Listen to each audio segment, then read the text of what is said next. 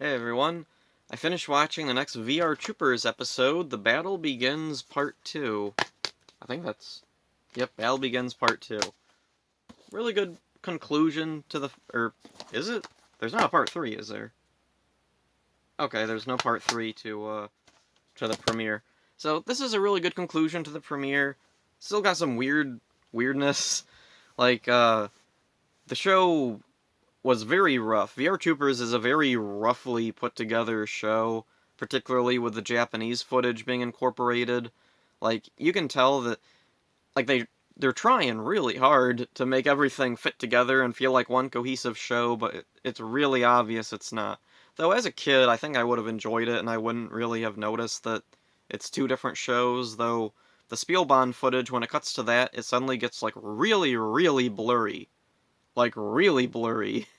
Like with the Metalder footage, it looks different, but it still looks okay. With Spielbahn, man, they got a really bad print or something. I don't know what's going on. So, oh, and one of the interesting things, the second episode begins with a recap of the first episode, and it's a really well done recap. It's very brief, to the point, explains everything very well, way better than I can. Uh, so then, let's see. Oh yeah, the cool thing with the beginning of this one, it really establishes that recurring thing where at the beginning of every episode, or most episodes, it would have Ryan thinking back to something his father taught him.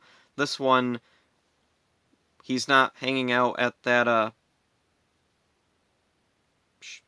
whatever that thing is that he hangs out at the beginning of episodes. I'm sure there's a word for it that I'll remember after the video's done. But, anyway, in this one, he's lying unconscious, maybe, I don't know, in the valley thing, and he's remembering how back when he was a little kid, he was training karate with his father, and he tried to do a kick, but he like fell over, hurt himself, and he's like, "Oh man, I can't do it." And his father reassures him, "It's okay, Ryan. It takes practice." And blah blah blah. I don't exactly know how exactly this relates. I guess maybe because he's just learning how to use these new powers, and he just fell down a cliff, so he's like, "Oh, this is just like when I was a kid and I fell over trying to kick." Not quite the same, but I kind of get what they were going for. So anyway, JB and Caitlin, they find Ryan and they try to drive to him, but on their way, the car takes off and flies. Power Rangers has a flying car? Why don't you guys have a flying car? Okay. I don't think the flying car, like, really does a whole lot in the rest of VR Troopers, does it? Like, I used to watch VR Troopers quite a bit, especially when I got the DVDs. I watched the episodes over and over again. I watched them a lot, and I do not remember them like using the flying car very often. I don't think it came into play much. I don't know, whatever. Moving on. Um, let's see. Professor Hart tells him that he modified their car, and then at Zichter Industries, Carl Zichter is making plans to kidnap Ryan and use him as bait to capture the others. That's pretty much what he inferred. Like, what's the word I'm thinking of?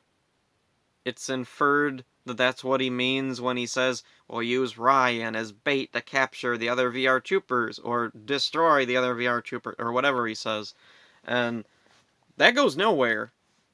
Immediately after, JB and Caitlin, they find Ryan, and then poof, they're back at Hart's lab.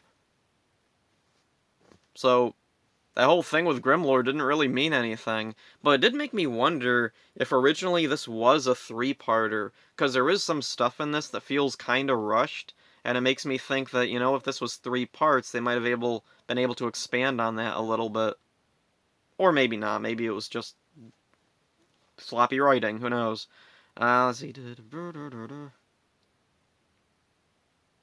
Oh yeah, before they get to Hart's lab, they do fight through some Skugs, and they find out that if they slam the Skugs together, they disintegrate. Yay. Anyway, then poof to Hart's lab. So anyway, at Hart's lab, Ryan's dog Jeb is there. In the first episode, Jeb doesn't really have that big of a part. He just follows the heroes around.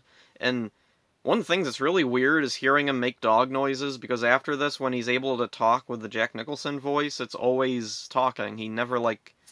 I don't think you hardly ever hear him, like, bark or make dog noises.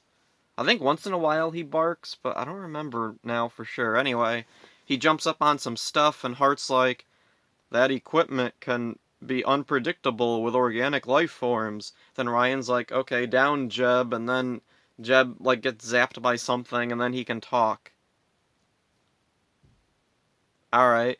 It comes really out of nowhere in here, and it really made me wonder, why did they want Jeb to talk? Like, did they just want comic relief for the show? Like, is Woody not enough? Is Carl Zichter, human Carl Zichter, not enough, like, comic relief? They needed the dog? I know one of the ideas for the dog, or, like, the inspiration for the dog talking came from Metalder, the source footage for Ryan when he transforms.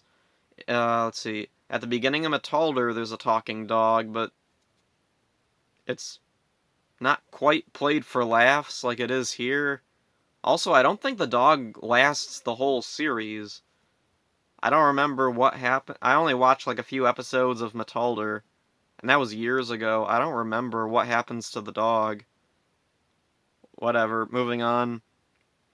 Let's see. Ryan tells Jeb to keep his ability to talk a secret, and then we see the troopers spending their next day pretty normally. They're just doing normal stuff.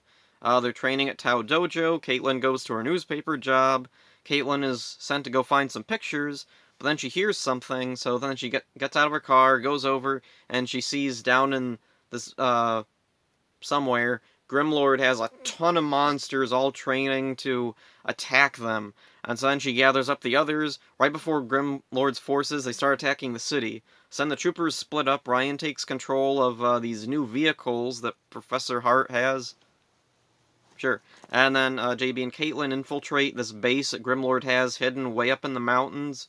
And there's snow there. There's snow in the mountains in what I'm guessing is California, because most of these shows are set in California.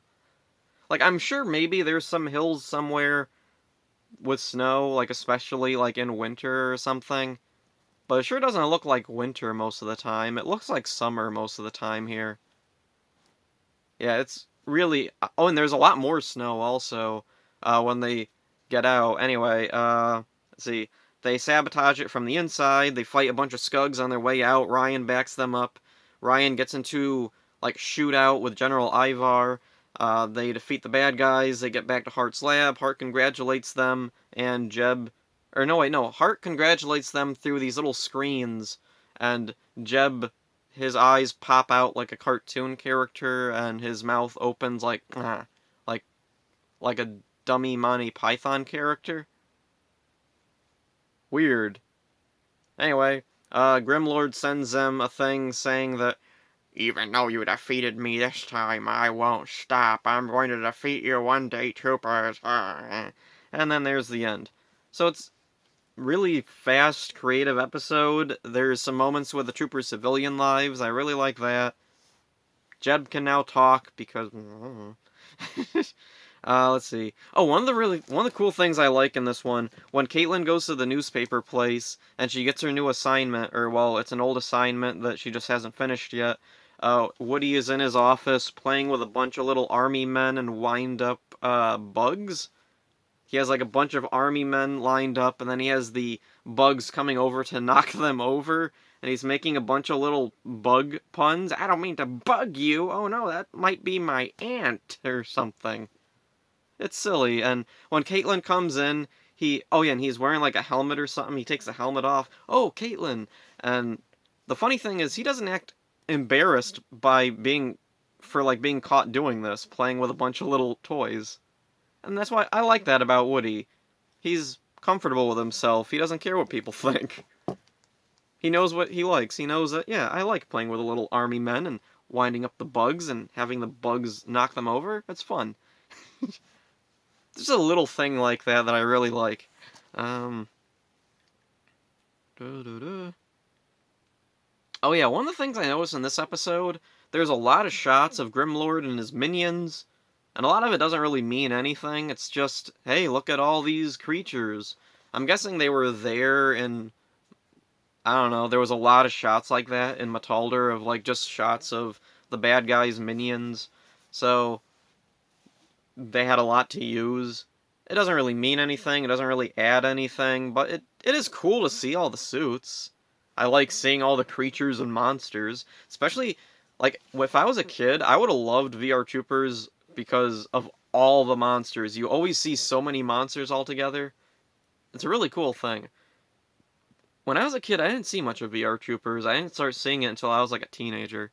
So then, oh yeah, one of the weird things, I wondered if the American suits weren't all finished at this point. In the first episode, we only see Ryan's suit, and it just lays there. Oh yeah, we do see the Battle Grid suits. In this one, let's see, we see Ryan and JB, but not Caitlin. So is Caitlin's suit not done yet or something? We see, let's see, they leave the lab, Ryan and JB are like, hey, we're gonna split up. Okay, yep, and then they do, and well, where was Caitlin during all that? Hmm. And then, let's see. Oh yeah, all the vehicle stuff is from Spielbahn, but they would cut to Ryan, like, piloting the inside of the vehicles, and that's a really cool thing. It was done really well. I really like how they edited that together. It really does make Ryan feel connected to everything. Um, don't really know what else to say about it, so I'll end it here. Hope you enjoyed this. See ya.